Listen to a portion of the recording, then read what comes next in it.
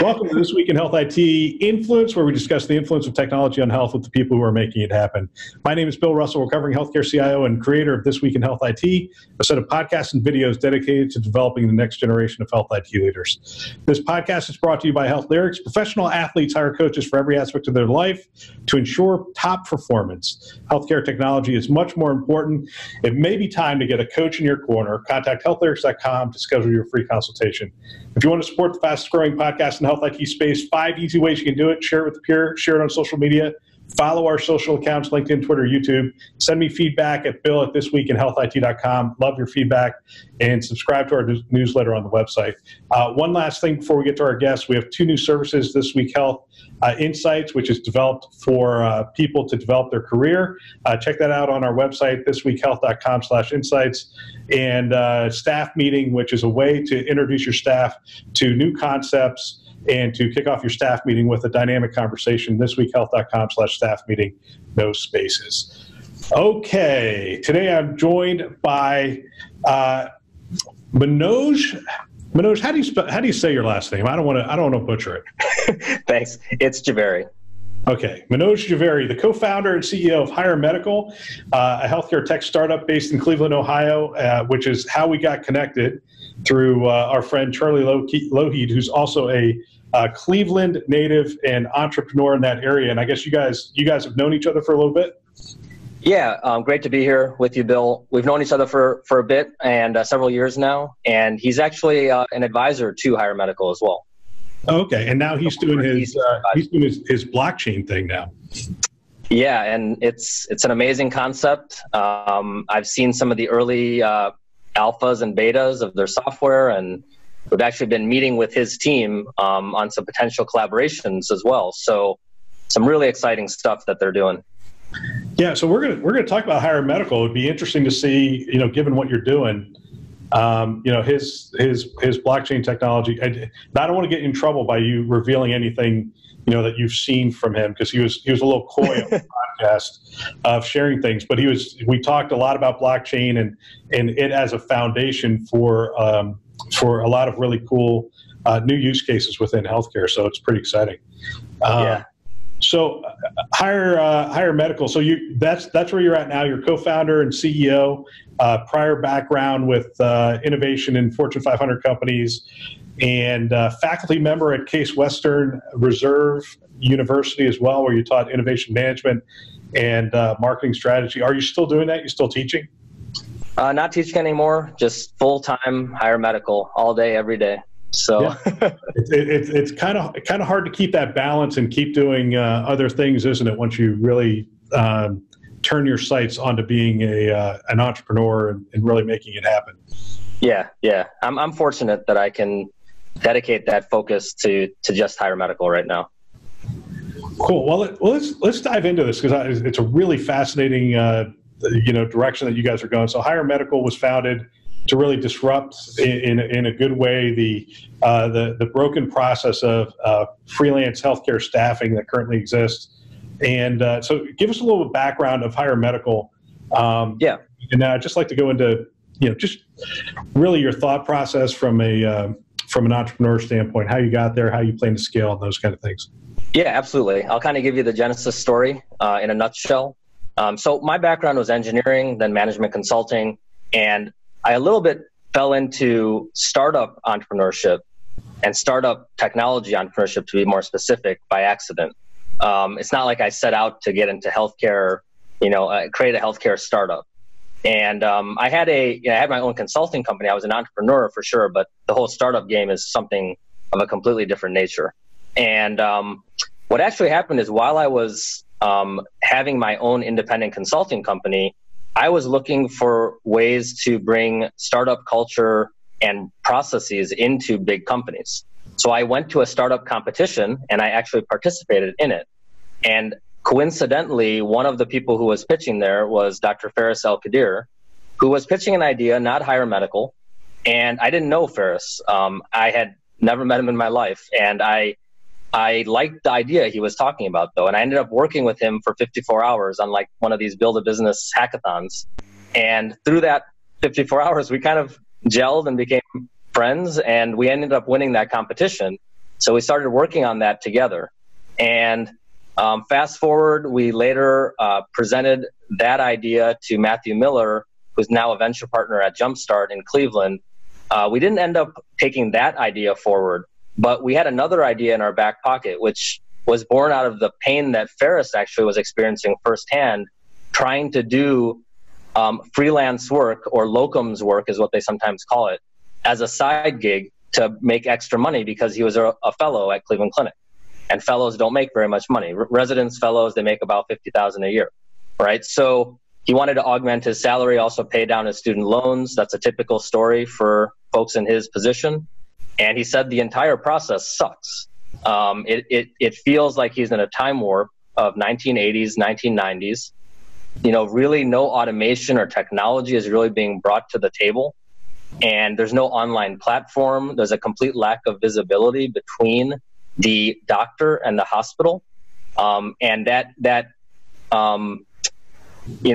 lack of visibility, that lack of transparency is actually something, in our opinion, that agencies want to maintain. Their markups are very high. An agency's typical markup on the doctor's rate is 40 to 60%, sometimes more. And they'll often negotiate or haggle, is what we call it, with the doctor to bring them down. There's a lot of discrimination, actually, that occurs in this area as well, against women, minorities, etc., and bring down their rate and then keep as much markup as they can for themselves. And then, of course, they try to charge the hospital as much as they can as well. In this market, finding a freelance physician, finding a locum physician typically happens through an agency. That's the predominant model in today's world, 9 times out of 10. And, job postings are put out there, but the rate and the exact location is not revealed in the job posting, because the agency doesn't want them to do an end around and cut them out of their juicy margin, right? And we just looked at all of these things, and we just felt it was just wrong, and it was time for a more modern solution. You know, you don't haggle a rate with your Uber driver. You don't haggle a rate with your Airbnb host. You don't haggle the rate on Travelocity. And in all of these industries that I'm talking about have been disintermediated. The middleman has been removed. And we said, well, why doesn't this happen in healthcare? You know, why can't this happen? And our hypothesis was that it can happen. And maybe no one has had the right team or the resources or whatever it might be to kind of, make this happen and fight this battle. We did understand later that there were some companies, a couple companies really, that were doing this and looking at really disrupting the space. But at the time, we thought, hey, maybe we're the only ones out there trying to do this. And we embarked on this journey, and we ended up picking up multiple advisors along the way, Charlie being one of them. And we ended up in that process, I met Oliver Cullis, who's our Chief Technology Officer. And then also over a year ago, I met Sunil Pandya, Dr. Sunil Pandya, who is a very experienced physician and a practice manager, and then Spencer Liebman, who also lives in Florida. Sunil and Spencer are good friends. Spencer is our Chief Operating Officer now. They initially started off on a part-time role, and then they just saw the logic of what we're doing and became so excited that they ended up joining as co-founders and executives. So I tell that because it definitely takes a village, and we have a great balanced, I would say, an experienced team of 5 co-founders and executives, and 2 of them are doctors, 2 of them are MBAs. We have a mix of different personalities and experiences. We have experienced advisors who have been there, done that. Even in the case of Charlie, he's created and sold healthcare IT companies, specifically IBM, or Exploris, and then became IBM Watson Health. So that's kind of the genesis of how we created this company, and the seed of it started 2 years ago.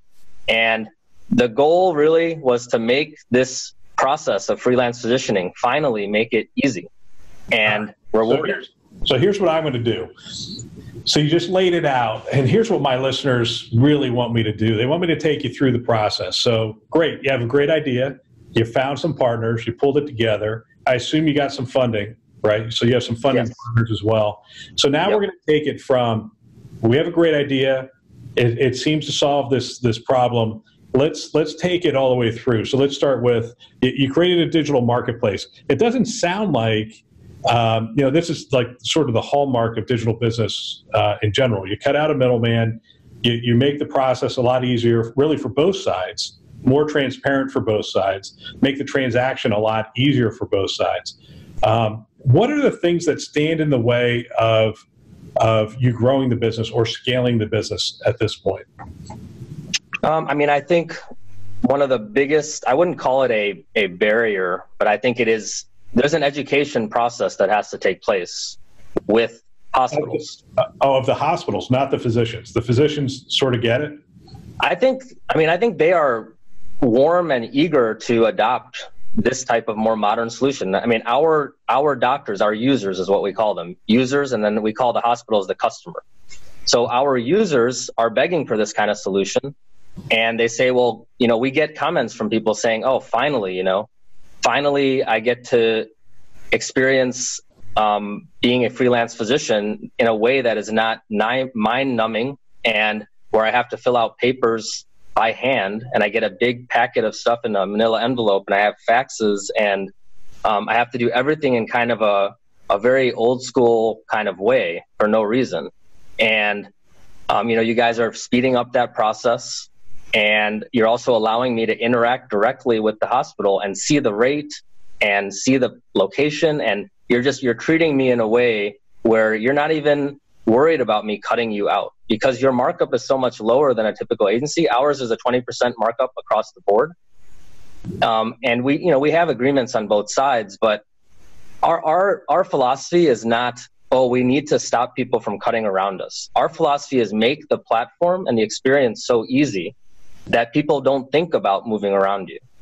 You don't think about getting the cell phone number of your Uber driver because it's a pain. It's so easy to use Uber that you say, I'm not going to get my guy's cell phone number, right? Or I'm not going to get my Airbnb host cell phone number. And their fees also follow a similar structure. They're not so exorbitantly high, right? So you're making the credentialing process, that whole verification process, you're making that pretty easy on the user side. Is that? We're making that easier. I would say, we're 3x factor better than the competitor, but that's not good enough, right?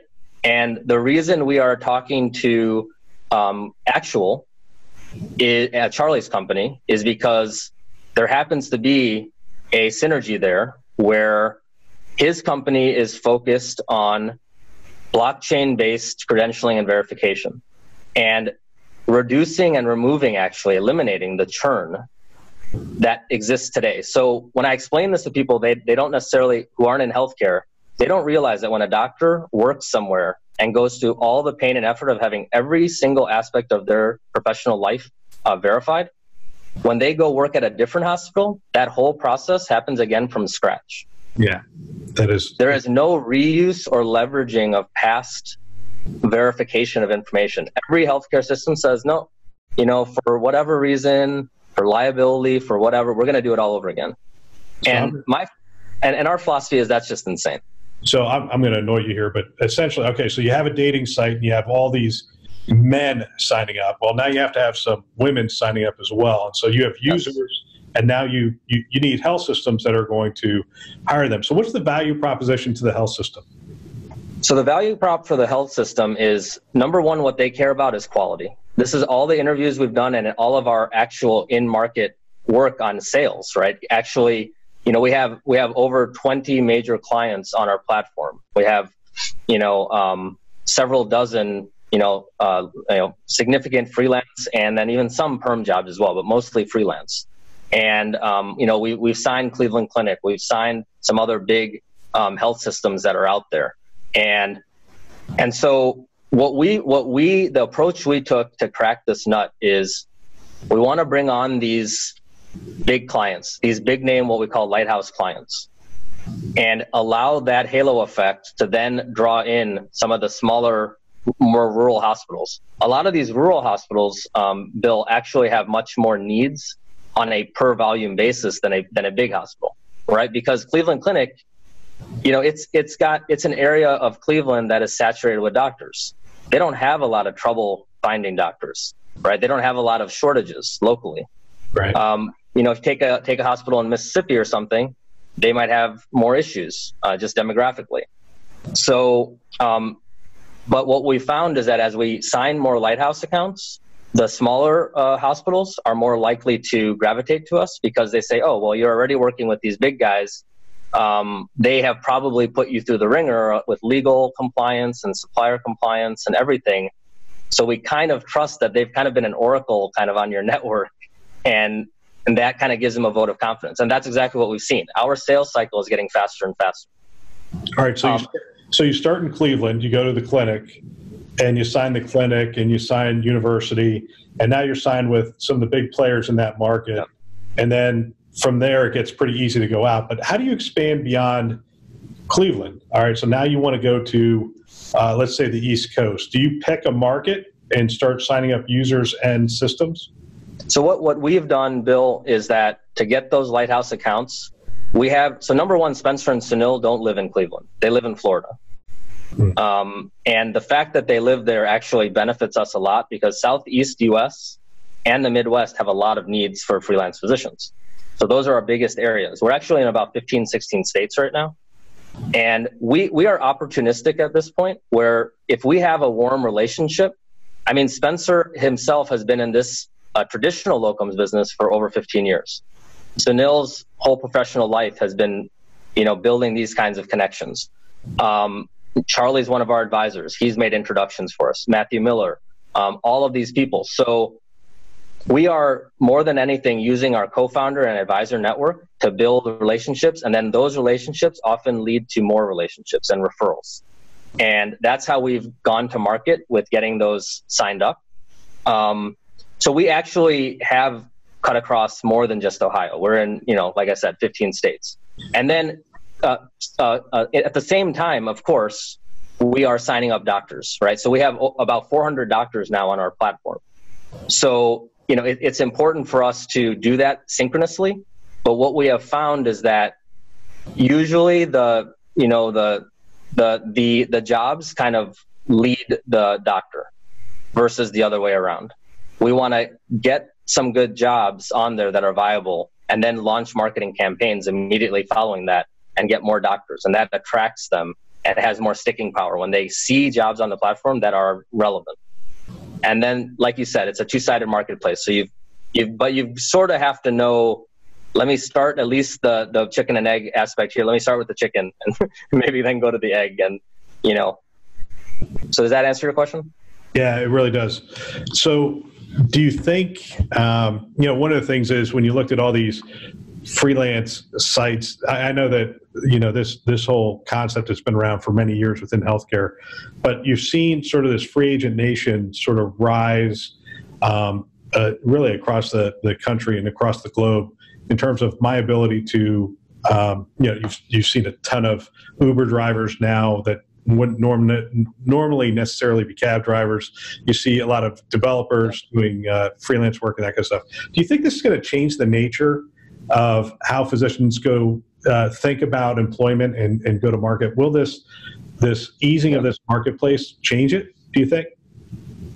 I think it's fundamentally going to transform it. I think that, the thing I talked about with space and time, if you have a bunch of doctors in Metro Cleveland, but then around Metro Cleveland, you don't have enough, and they're just like a desert of medical desert, right? If you can, find a way to quickly get resources where there's saturation to places where there's not saturation, part of that is the credentialing time, right? If today's world, it takes 4 to 6 months to credential a doctor. Wow. That's just unacceptable. I mean, your whole life could have changed in 6 months, right? And then you don't even want to freelance anymore. So we believe that more doctors will want to do this kind of work if you pay them more, which we do. We pay our doctors more. The reason we're able to do that is because we have a digital model with a low overhead, right? So we actually charge the hospital a little bit less and we pay the doctors more, because for hospitals, most important is quality. Number 2 is speed. Number 3 is cost per hour. For the doctor, number 1 is typically the cost, the rate they're going to make. And number 2 is the speed with which they can make it. And that relates to credentialing and matching. And so the other thing I didn't mention that's also very important is for the hospital, it's not about the cost per hour. It's the reason they call it the speed being so important. Number 2 is because if they have a shortage and they can staff it quickly and fill the gap, they have less revenue leakage. They can keep the throughput at the same amount or higher without burning out the existing staff, which, as you probably know, doctor burnout is a huge problem. And it's not their fault. It's they're being, pushed to do, charts and EMR, and they're pushed to do all these things. And then they're saying, well, no, you got to keep the same throughput. And so so also you have a lot more people who are looking at the W-2 model and being part of a hospital, and that's not necessarily what they want to do for their work and their life integration. They truly want to be physicians. They spent, up to 35 years of their life getting to that point, and they want to have time with their children. They want to have family time. They want to be able to vacation. And you have retiring doctors who want to semi-retire, and 40% of physicians are above the age of 50, 55 years old, right? So we have that issue happening in the country too, with the aging population and workforce. So how do you, and then you also have the numbers showing that the shortage is actually increasing. The raw shortage is increasing in the United States. Yep. The number of seats and Medicare funding for residency, teachers, et cetera, is not keeping pace with the demand because we have an aging population and ACA and other things. It's interesting because somebody's going to listen to this and go, man, is higher medical paying Bill to be on this show? And the answer is no, because I think it's a great example of digital transformation. And it doesn't really require anything from the IT department. Essentially, you're going to come in, you already have this marketplace established. You're connecting these physicians who are looking for this type of work with the health system that's also looking for these people to do this kind of work. And there's really and you're automating and you're digitizing this entire process, which is it's going to help them drive down the cost. Is there? So my question becomes, when you add it, a lot of people are trying to reduce their number of vendors. But adding a vendor like you to this process, because it's sort of a digital agency, I would imagine the overhead's not all that great to have additional vendor in this space for them. I wouldn't think. Yeah. I mean, so number one, our entire agreement, Bill, is an unheard of 1 page long. Our entire agreement with the hospital, and we do that because it's completely transparent. We're not trying to hide anything. There's not a lot of legal, jargon and stuff going on there. It's very clear about what we charge, at 20% markup that I mentioned. It's very clear that our freelance to permanent conversion is only 10,000. So that's another thing. We have completely undercut the contingent and permanent staffing companies purposely. Because what we're basically saying to healthcare systems is try before you buy. This is another aspect of our business model. In today's world, what happens is when a doctor finishes residency and they want to be in attending somewhere, they interview at a bunch of places and they get a job offer to be a W-2 somewhere, and that's it. They haven't auditioned there. They haven't got to know the people there that well over a month maybe or something like that. And what we're saying is that's very risky. You're bringing on someone and they might have great marks and all that stuff, but what if they don't fit in culturally, right, into that place? And so the reason that hospitals don't do it though is because they don't try before you buy a few different doctors, a few different shifts a week, because they don't want to pay $40,000 to $50,000 at the end of that to convert them.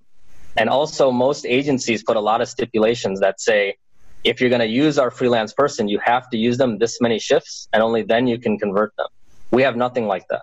How do you ensure your quality? So that's one of the things that an agency would say as a sort of rebuttal to this is, we vet our people better. We make sure that we have higher quality people. They're just anyone who wants to sign up, they'll let sign up. Yeah, I mean, we actually vet our people probably better than most agencies do. Why? How can you say that? So we follow an NCQA-based primary source verification process. It's a 10-point checklist, right, that NCQA defines. NCQA is similar to JCO in that way. the JCO standard. JCO is more for hospitals. NCQA kind of came more from the payer community. And we're following a rigorous process of background screening and primary source verification, looking at things like sanctions and medical malpractice history and things like that. We are not, even after a doctor applies to a job on our platform, the hospital is not notified. The hospital is only notified of a doctor applying after we've vetted them. We take that very seriously. There's already been 2 doctors that we rejected. I can name them off the bat, right? Where we said no. They were ready to work. Yeah, let's not actually name them. That would be bad. Yeah, I will not name them, but we care about the patient's health. We have doctors as part of our company, right? We actually also have 6 doctors who are regional vice presidents too, of different areas that we have a lot of focus on, like hospital medicine, EM, anesthesia, psych, etc. And so we have a company that is,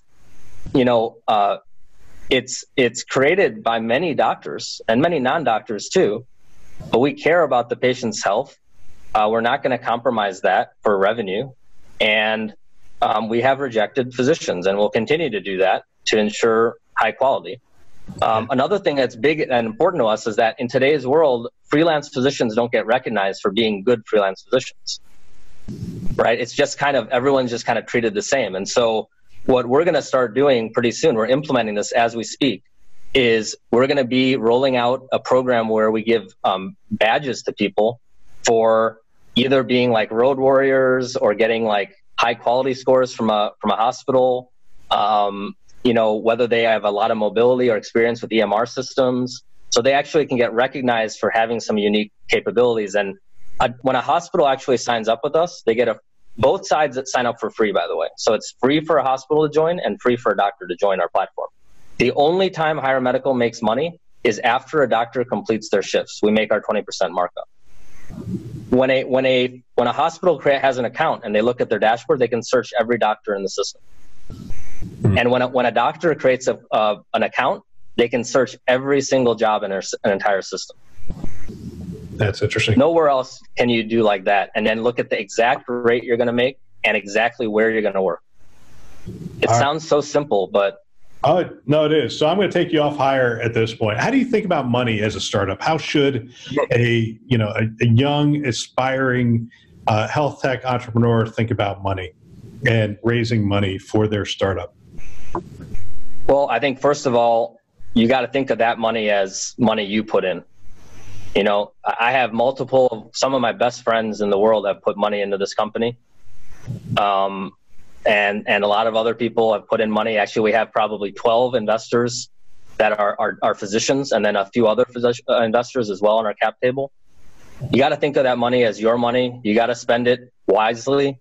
I did not take a salary for 18 months, just using myself as an example. I mean, everyone on the executive team has sacrificed a lot salary-wise. And I only started paying myself about 4 months ago. And it's a low salary. It's enough to get by. We were talking a lot about Airbnb. I Airbnb my house. I'm actually a super host. That's how I pay my mortgage.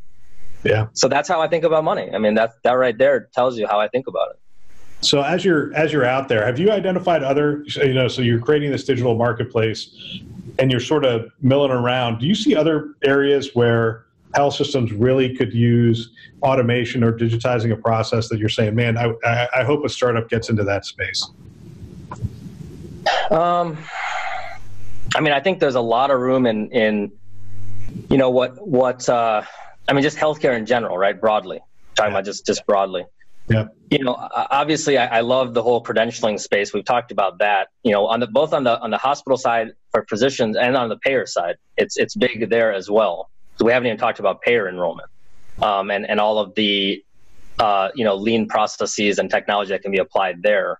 I think in areas like prescription drugs, I mean, it sounds simple, but what Amazon did with buying like a pill box, or I forgot the name of the company. Yeah, PillPack.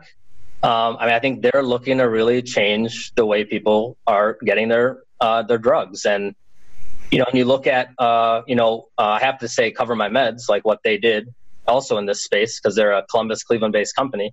with prior authorization. I think there's a lot of waste that is being taken out of that whole process, the prescription drug area. I think telehealth, I mean, we have a couple big name telehealth companies that are going to be coming onto our platform soon. And just spoke with one of them today, actually. I think telehealth is already, had a big impact, but I think it's only begun. This ability to again, I think almost that could be kind of like the holy grail of freelancing. The ability to do it regardless of space and time constraints and stuff.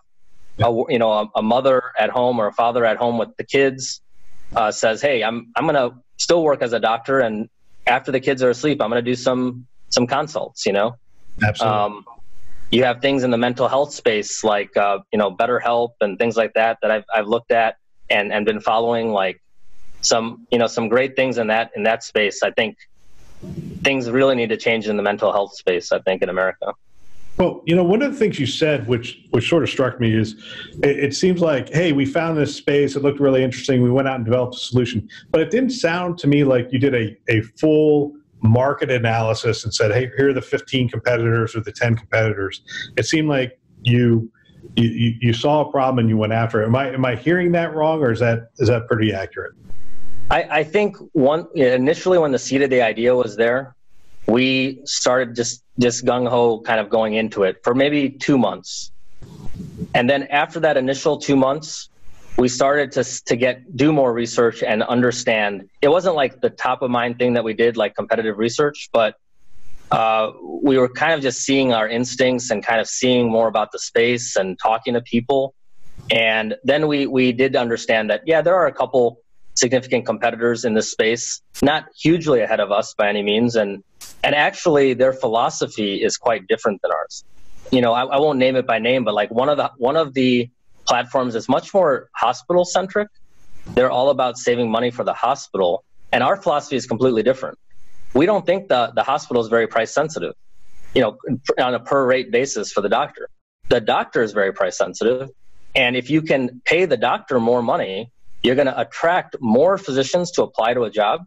And therefore you have a better chance of getting a quality physician, which is what the hospital really, really cares about, because they understand at a higher level in the organization, they know a bad quality doctor is going to cost you more than anything. And so we understand. And also the thing is too, that we don't think this is a winner take all market. We think that there will be 4, 5, 6 big freelance staffing platforms out there ultimately. So if you got into the space and found that somebody had a big lead, you still may have continued based on how you viewed the market.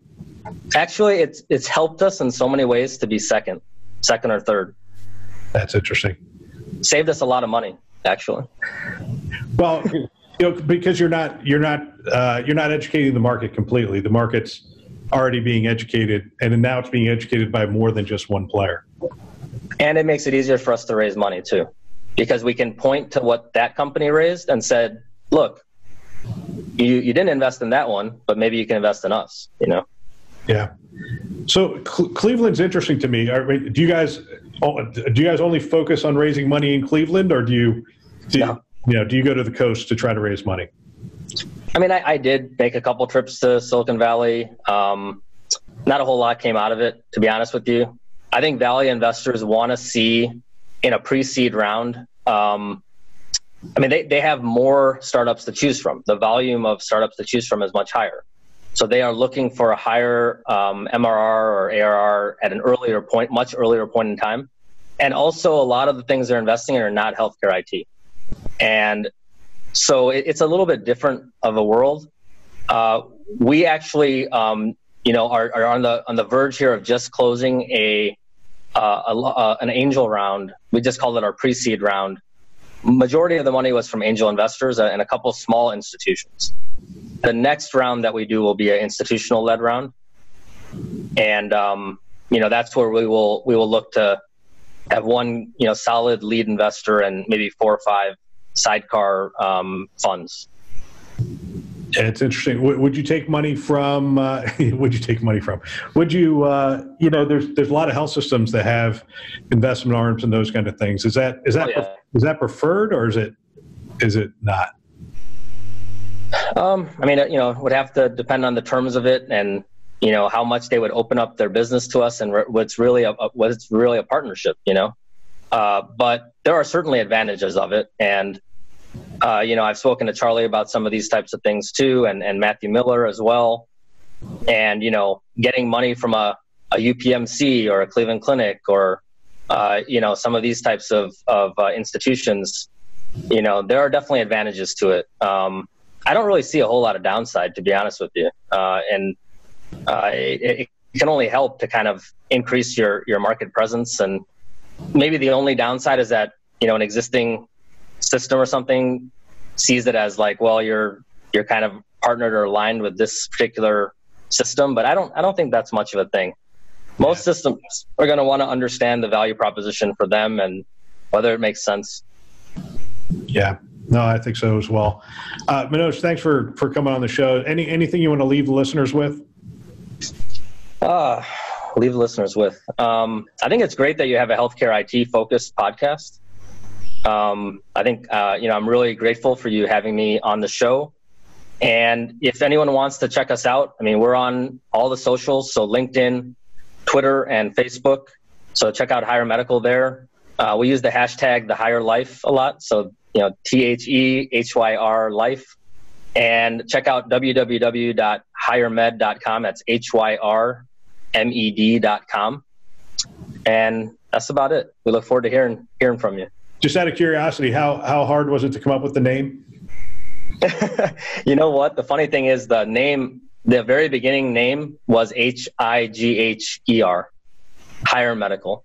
Hire Medical. And me and Ferris, we liked it, but we're like, something's missing here. It doesn't look like we're a tech company. And then I was like thinking about it one day. I'm like, tech companies always misspell purposely their name. Like Lyft, is spelled like, LFYT. And I was like, what if we did like HYR, and then we looked up the URL and no one had hiremed.com. Yeah. And then that was it.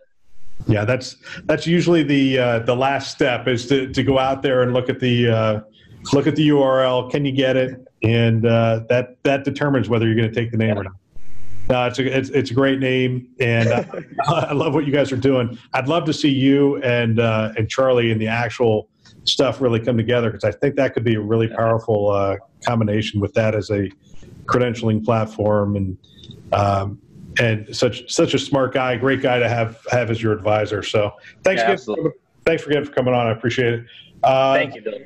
Please come back every Friday for more great interviews with influencers. And don't forget, every Tuesday we take a look at the news, which is impacting health IT. This show is a production of This Week in Health IT. For more great content, you check out our website at thisweekhealth.com or the YouTube channel at thisweekhealth.com, and just click on that video link at the top. Easiest way to get there. Thanks for listening. That's all for now.